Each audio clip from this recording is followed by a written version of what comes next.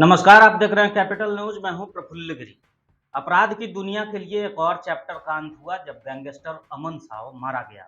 छत्तीसगढ़ के रायपुर जेल से झारखंड लाते वक्त पलामू के चैनपुर थाना क्षेत्र स्थित अनहारी ढोढ़ा घाटी में पुलिस के साथ हुई मुठभेड़ में उसकी मौत हो गई।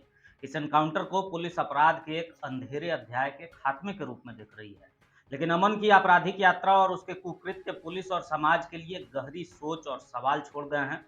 कौन है अमन साव उर्फ अमन साहू?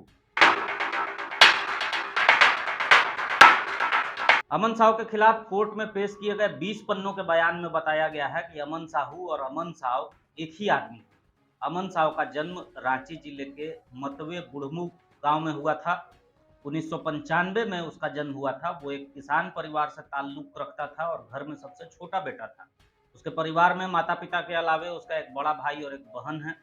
बचपन में ही उसने अपने पैरों पर खड़ा होने का सपना देखा था, लेकिन जल्द ही वो अपराध की दुनिया में कदम रख बैठा। 18 साल की उम्र में उसने अपराध की दुनिया को अपनाया और अपने परिवार को छोड़ दिया।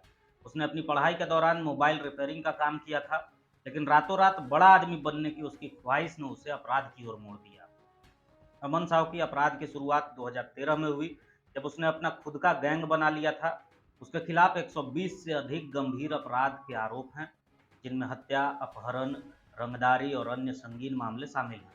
उसने 2015 में जेल जाने के बाद उग्रवादी संगठन टीपीसी से भी संबंध बनाना शुरू कर दिया और कई अन्य आपराधिक गिरोहों के साथ भी रिश्ते जोड़े।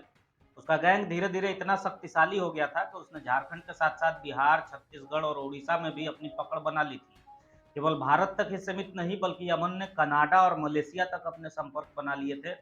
अमन साव ने एक नया मोड़ तब लिया जब उसने अपने अपराधों की जिम्मेदारी सोशल मीडिया के जरिए लेने की शुरुआत की। वो अपने गुर्गों से घटना को अंजाम देने के बाद सोशल मीडिया पर पोस्ट करता था, जिससे उसकी खौफनाक छवि और अपराध की दुनिया में उसका प्रभाव पड़ता गया। उसकी इस रणनीति ने उसे और भी ताकतवर बना दिया था और उसकी पहचान न केवल भारत में बल्कि अंतर्राष्ट्रीय स्तर पर भी फैलने लगी। अमन साव ने अपराध की दुनिया में अपने कद को इस कदर बड़ा कर लिया था कि वो केवल स्थानीय गिरोह तक सीमित नहीं रहा। वो झारखंड जनमुक्ति मोर्चा, पीएलएफआई और झांगुर ग्रुप जैसे उग्रवादी संगठनों से जुड़ा और वहां से उसे मनी लॉन्ड्रिंग, रंगदारी, हत्या जैसी आपराधिक गतिविधियों में मदद मिलती रही। उसने अपराध की दुनिया में कई बड़े नामों से संपर्क साधा और अपना गैंग फैलाया। उसने अपने संगठन के साथ मिलकर कई अपराधों को अंजाम दिया, जिसमें झारखंड और बिहार के विभिन्न हिस्सों में आतंक फैलाना और पैसा उगाही के लिए लोगों को धमकाना शामिल था।